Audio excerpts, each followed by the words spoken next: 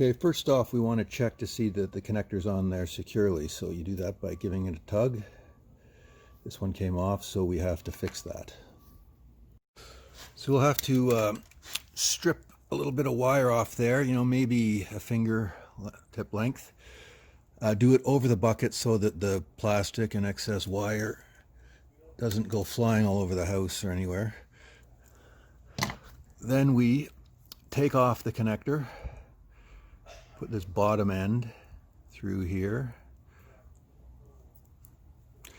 then put the top end, screw it on, give it a good solid tug. It's tight, so it's good to go. Now we're ready to add the banana connector on the other end. So this is the banana connector. You have to unscrew it. It's two pieces. And you need to strip back on the other end of the wire enough, maybe this much. I don't know, that's 2 fingers maybe. Your finger size may vary. Give it a little twist. Then slip the rubber end over the wire.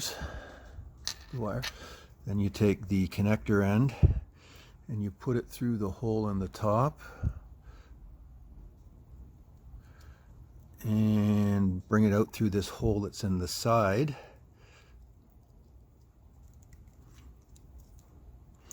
And then you wrap this around.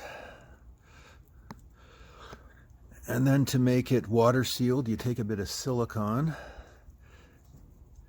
and you dab it in the top, just a bead.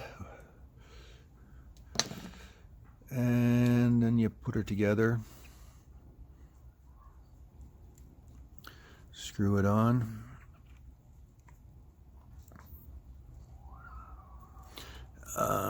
And that should be good to go.